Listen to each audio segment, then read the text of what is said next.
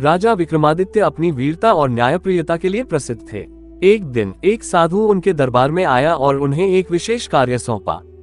उसने कहा, हे राजन, यदि तुम सच्चे योद्धा हो तो मुझे ये बेताल पकड़कर ला दो, जो शमशान में एक पुराने पीपल के पेड़ पर उल्टा लटका रहता है।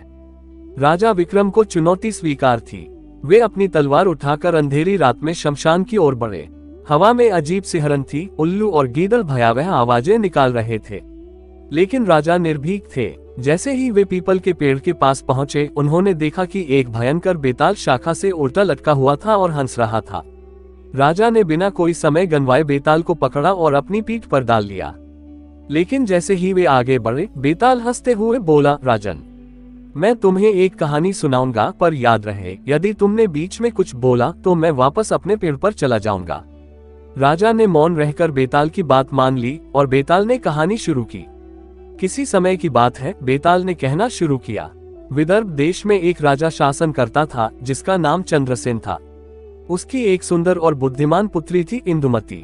इंदुमती के विवाह के लिए कई राजकुमारों ने प्रस्ताव भेजे, लेकिन राजकुमारी ने शर्त रखी, मैं उसी से विवाह करूंगी जो मेरे 3 प्रश्नों के सही उत्तर देगा। राजा ने इस बात की घोषणा करवाई और कई राजकुमार आए, लेकिन कोई भी तीनों प्रश्नों के उत्तर नहीं दे सका। अंत में एक वीर और बुद्धिमान राजकुमार वीरेंद्र ने चुनौती स्वीकार की। इंदुमती ने पहला प्रश्न पूछा, सच्चा प्रेम क्या है? वीरेंद्र ने उत्तर दिया, सच्चा प्रेम वह है जो न किसी स्वार्थ से बंधा हो, न किसी शर्त से। यह आत्मा की गहराई से उपजता है। इंदुमती ने दूसरा प्रश्न पूछा, सबसे महान बलिदान क्या है? वीरेंद्र ने कहा, स्वयं का बलिदान, जो बिना किसी उम्मीद के किया जाए, वही सबसे महान बलिदान है। अब इंदुमती ने तीसरा और अंतिम प्रश्न पूछा, राजधर्म क्या है? वीरेंद्र ने उत्तर दिया, राजधर्म ये है कि राजा अपने प्रजा को अपने परिवार से भी अधिक महत्व दे और न्याय के मार्ग पर चले, चाहे उसे कितनी भी कठिनाइयां क्यों न सहनी पड़े। इंदुमती उत्तरों से प्रभावित हुई और उसने वीरेंद्र को अपना जीवन साथी चुन लिया। उनका विवाह बड़े धूमधाम से हुआ। इतना कहकर बेताल चुप हो गया और फिर बोला, राजन, अब तुम बताओ, क्या वीरेंद्र का उत्तर सही था? क्या वह वास्तव में योग्य था? राजा विक्रम ने सोचा, यदि मैं उत्तर नहीं दूंगा तो मैं राजधर्म के विरुद्ध जाऊंगा, और यदि मैं बोलूंगा तो बेताल उड़ जाएगा। लेकिन राजा सत्यप्रिय थे। उन्होंने उत्तर दिया, हाँ, वीरेंद्र योग्य था, क्योंकि उसने प्रेम, बलिदान और न्याय तीनों का सही मर्म समझा।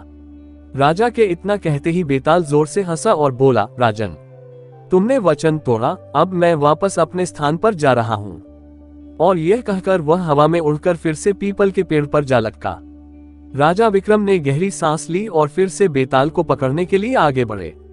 हर बार राजा विक्रमादित्य बेताल को पकड़ते, वह कहानी सुनाता और फिर राजा के उत्तर देने पर उड़ जाता। लेकिन राजा ने हार नहीं मानी।